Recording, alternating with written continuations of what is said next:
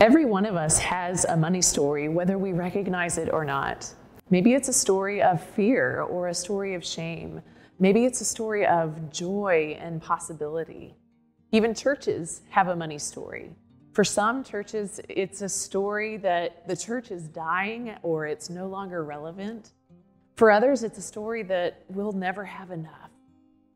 From my experience, our money stories tend to be a lot more limited than God's story is. Now, more than ever, as we endure this ongoing global pandemic, it is so hard to see beyond our limited story to this ever unfolding story of the possibility that God brings. So this fall, we are taking a fresh look at our money stories. And we're asking where God might be speaking a new narrative into those limited stories that we have told ourselves. We're inviting you to open up your own money story and to consider it in the light of God's story, this story that liberates us to be transformed for these lives of joyful generosity and of justice. This theme is so deeply personal. It's about you as a disciple, but it's also about us as a church. I want to invite you to join us for this season throughout the month of October. Join us for worship as we follow this theme of our money story, and then take additional steps to grow in your discipleship through a study guide, a personal study guide, and through opportunities to discuss and engage in spiritual practices that will open us up to that transformation. So to kick off that season, we want to share a bit of our own story here at First Church this year. It's a story of abundance, even in the midst of pandemic. A story of just what your generosity has made possible in 2020. This community has been dedicated to meeting the needs of our neighbors experiencing homelessness for years and years. We have adapted ministries like the Feed My People breakfast and Mobile Loaves and Fishes to meet the needs of our neighbors. We continue to serve breakfast every Tuesday and Thursday, but now it's a breakfast to go. During the breakfast, we also hand out clothing items. Many are finding clothing closets closed or don't have access to laundry. Then during the breakfast, we're also on the corner with a little cart of grocery items. It's kind of like a little free store on the corner. You should see the smiles as people are able to select a can of chicken noodle soup or a tuna kit or a few packages of oatmeal.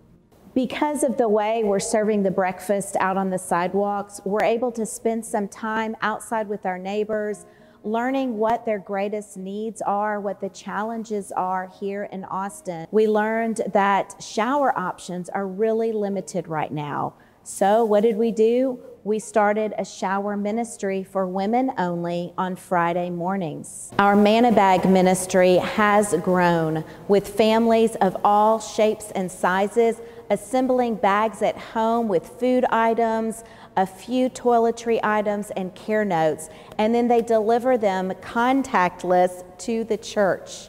We've connected with the Downtown Austin Community Court, and we have provided over 800 Manna Bags that they are able to give out with their clients, most of them experiencing homelessness.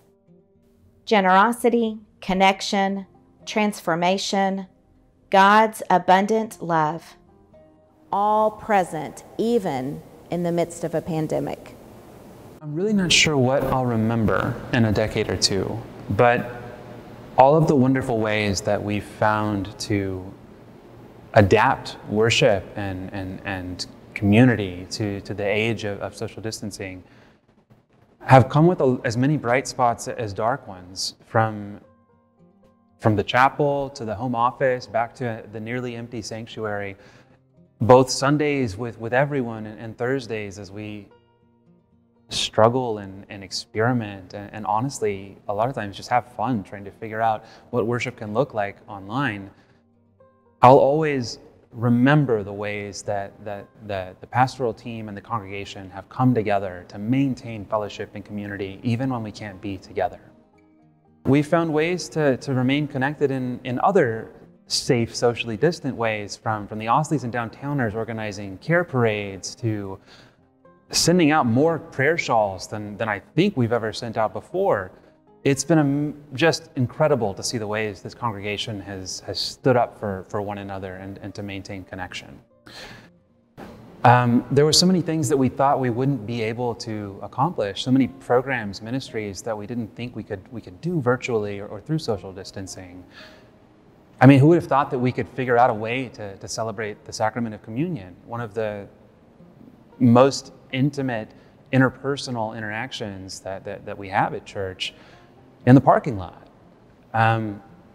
But we have, and we can come once a month and sing together and celebrate God in person, not right next to one another, but a parking spot away. Those kinds of opportunities are going to stick with me forever. Well, as you can see, God's story is being lived out right here through our ministry here at First Church, just as it has been for years. And that's because you have continued to have the faith and the courage to lean into God's mission.